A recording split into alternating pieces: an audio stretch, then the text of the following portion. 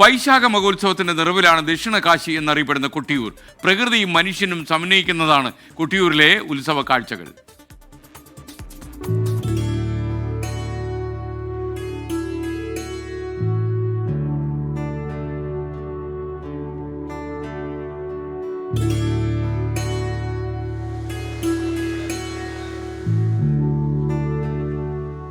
ബാവലിപ്പുഴയിൽ മുങ്ങി ഈറൻ മാറാതെ കാനനപാത താണ്ടിയുള്ള യാത്ര.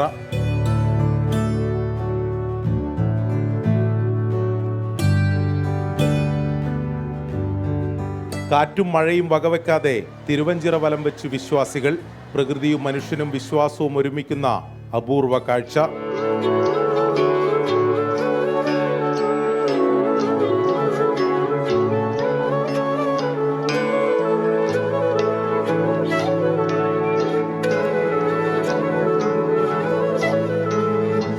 ഇത് മഴയുടെ ഉത്സവമാണ്, പുഴയുടെ ഉത്സവമാണ്, പ്രകൃതിയുടെ ഉത്സവമാണ്, യാഗോത്സവമാണ്. പഞ്ചാക്ഷരി മന്ത്രങ്ങൾ ഉരുവിട്ടുകൊണ്ട് ഭക്തജനങ്ങൾ ഈറനണിഞ്ഞ് പുഴയിൽ സ്നാനം ചെയ്ത് ക്ഷേത്രത്തിൽ വന്ന് കൈതൂപ്പി തൊഴുത് പ്രസാദം വാങ്ങിപ്പോകുന്ന അപൂർവമായ ഒരു കാഴ്ചയാണ് ഇവിടെ കാണാൻ വേണ്ടി സാധിക്കുക.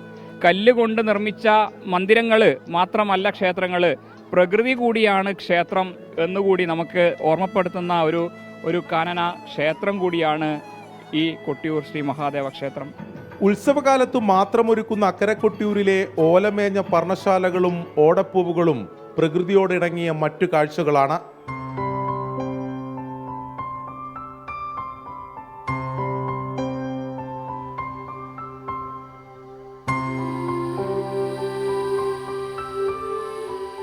ആയിരക്കണക്കിന് വിശ്വാസികളാണ് ബാവലിപ്പുഴയോരത്തെ യാഗഭൂമിയിലേക്ക് ഓരോ ദിവസവും ഒഴുകിയെത്തുന്നത്.